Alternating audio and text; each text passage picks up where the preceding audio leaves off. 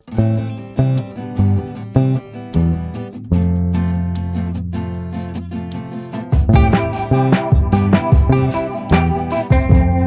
सेना द्वारा आयोजित भव्य संगोत्मय श्री राम कथा 23 जनवरी से 31 जनवरी एवं भव्य कलश यात्रा 22 जनवरी से दोपहर 3 बजे तक, कलश पूजन और 1 फरवरी को पंचकुंड महायज्ञ किया जाएगा। वहीं इस सभी बातों को देश दुनिया तक पहुंचाने के लिए कथावाचक परम पूज्य आचार्य डॉक्टर बंदांशु जी महाराज श्रीधाम अयोध्या के श्रीमठ से पहुंचे। इस मौके पर मुख्य मार्गदर्शक श्री राम कुमार पाल, जो कार्य सम्राट समाज सेवक 64 फाउंडेशन के मौजूद रहे और सभी ने सनातन धर्म और संस्कृति पर अपने विचार रखे। जय श्री राम, जय श्री राम, हनुमान की जय, उमापति महादेव की जय, जय श्री राम, जय श्री राम, हर हर महादेव, हर हर महादेव, रानी माता की जय, मुंबा देवी माता की जय, आई माता की जय, वाले की जय। पर महाराज जी और सभी आए हुए हैं, क्या पूरा प्रोग्राम है, थोड़ा डिटेल के साथ बताइए। नमस्कार आप सभी को, जय श्री राम। और अयोध्या से हमारे राष्ट्रीय कथाकार श्री चंद्रांशु महाराज जी आज पधारे हैं और यहाँ इनकी 22 से 31 कथा होनी है, उसी संदर्भ में पीसी रखी गई है। और विशेष कथा के यजमान ठाकुर साहब जो है, उन्होंने हमें विशेष योगदान और जगह का पर्याप्त दिया है। तो सिद्धार्थ जी को भगवान राम का कोटि कोटि आशीर्वाद मिले।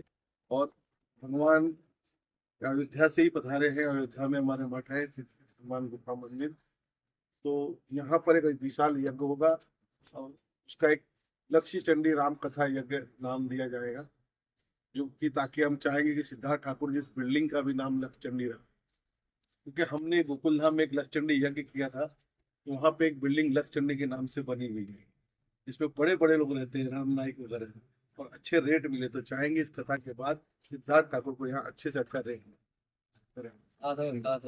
आचार्य जी, आप क्या कुछ कहना चाहेंगे अयोध्या से यहाँ पर आए? ठाकुर जी आपसे शुरुआत करेंगे, जिस तरीके से यहाँ पर जो इनसे कहा है। जय श्री राम, मेरा नाम निरंजन पाल।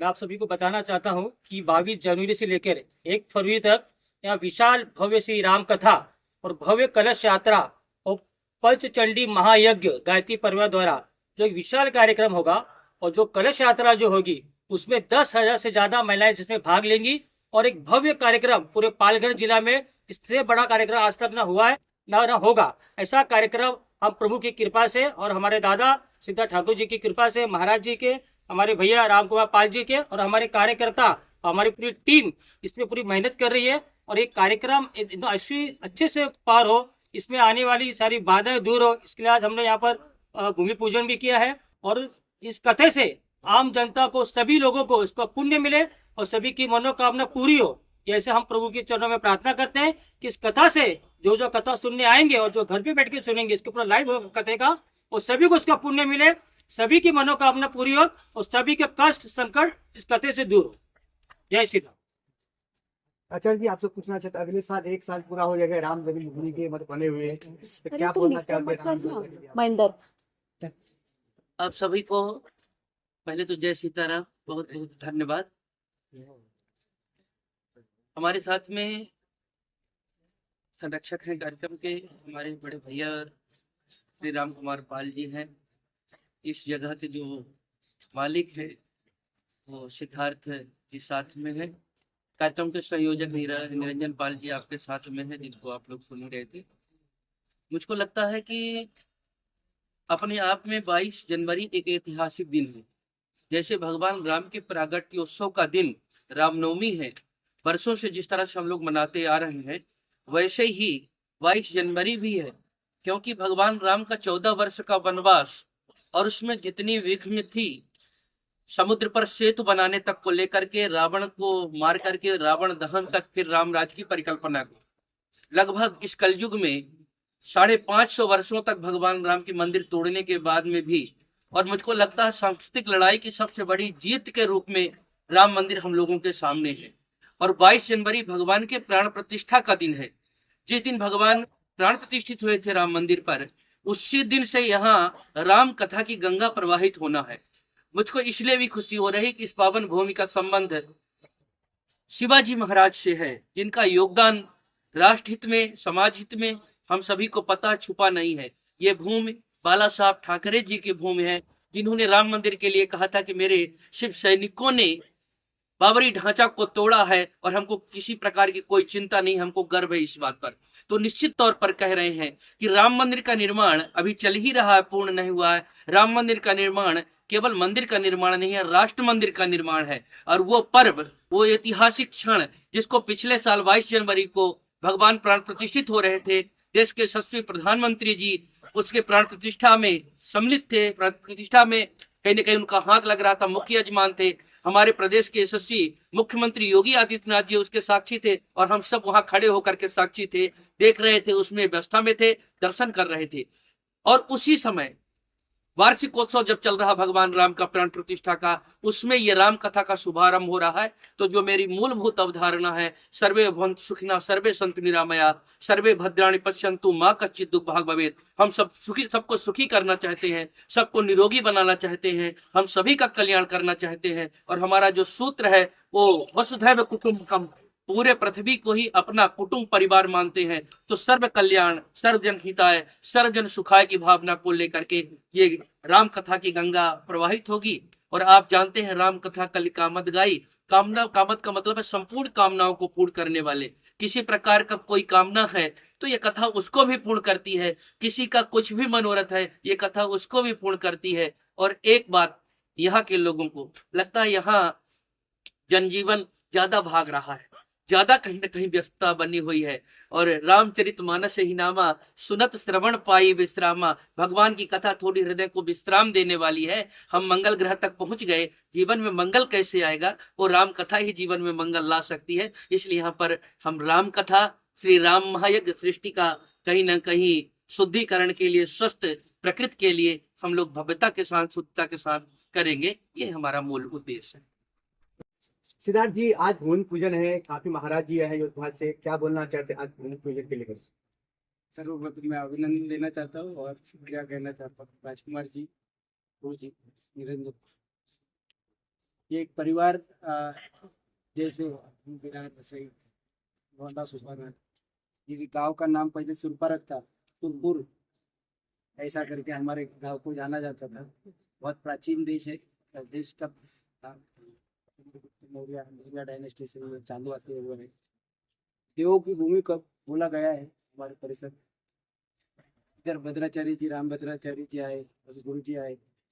ये बहुत पावन अवसर है कि हमें भी इस चीज का कोई छोटा सा भाग, कुछ योगदान दे पा रहे। अच्छा फील होता है। सब लोगों को मैं आग्रह करूंगा कि इसकी संधि ली जाए और जैसे ही उन्होंने बोला लाइफ में ठहराव लाए, शांति लाए, ऐसे ही मनोकामना करता हूँ। सिद्धार्थ जी, आज आपको एक किसी बड़े खुशी का दिन है कि एक साथ एक छत के नीचे इतने महान लोग आए हैं, आप पूजा के भी अवसर है। क्या कार्यक्रम आगे, इससे आगे क्या है, नेक्स्ट क्या है कार्यक्रम? पर्टिकुलरली हम आज जनता के बीच में आ जाके जो प्रसार और आज जो लाइफस्टाइल जी रहे, उसमें से जो ठहराव ये कथा लाती है, सबको आज कोई ना कोई सामाजिक काम, कोई धार्मिक काम, ये सब से हमारा परिवार हमेशा जुड़ा हुआ है। ये और अच्छा लगता है कि मैं उसका छोटा सा जो भी पात्र प्ले कर सकता हूँ करता हूँ। निरंजन जी, आप बता रहे थे कि काफी सिंगर आने वाले हैं, सेलिब्रिटी सिंगर, कुछ ऐसा बता पाएंगे? मैं आपको बताना चाहता हूँ कि 22 जनवरी जो सबसे पावन दिन है, श्री राम मंदिर का प्राण प्रतिष्ठान हुई थी, वो दिन हम किसी ने भूलना नहीं चाहिए। वो दिन हर हिंदुत्ववादी, हर देश के नागरिक को याद होनी चाहिए। इसलिए हमने हर बार 22 तारीख को ही चुना है। हम जब भी कथा करेंगे 22 जनवरी को ही करेंगे और हमेशा वो याद दिलाएंगे कि वो जो मंदिर हमको, जो श्री राम जी का मंदिर इतनी आसानी से नहीं मिला है, ना बना है, उसके लिए हमारे कितने कारसेवकों ने अपनी जान की बलिदान दिए। तो उनको भी जागाना, उनके परिवार को लाना, उनके परिवार को मिलना, उनको शुभेच्छा देना और उनका भी सम्मान करना, और जो शहीद हो गए उनके लिए श्रद्धांजलि करना। ऐसा करके एक पूरा भक्ति में वो कार्यक्रम रहेगा कि जो कलश यात्रा हमारी रहेगी, जिसमें 10,000 से ज्यादा महिलाएं पुरुष रहेंगे, जिसमें हर चीज की व्यवस्था रहेगी। और साथ में उसके बाद यहाँ पर संगीतमय भजन का कार्यक्रम होगा, जिसमें बड़े बड़े सिंगर को बुलाए जाएंगे, एक्टर वगैरह को बुलाए जाएंगे।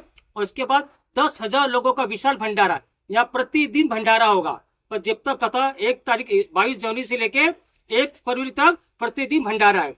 और उसके बाद आपको सभी को पता है कि भगवान यज्ञ से प्रकट हुए, इसलिए यहाँ पंचकुंडी महायज्ञ रखा गया है कि यज्ञ में आके सभी ने उसमें आहुति डाले और अपने जीवन को धन्य करे, कि सबसे बड़ा यज्ञ करना सबसे बड़ा पुण्य का काम है। क्योंकि प्रभु श्री राम जी ने भी यज्ञ किए थे, अश्वमेध महायज्ञ। तो हम भी एक छोटा सा भी यज्ञ पंचकुंडी कर रहे हैं और सभी की कृपा रही तो एक बार हम भी जो प्रभु श्री राम जी ने जो यज्ञ किए थे अश्वमेध महायज्ञ, वो भी हम कर पाए, ऐसे प्रभु से हम प्रार्थना करते हैं।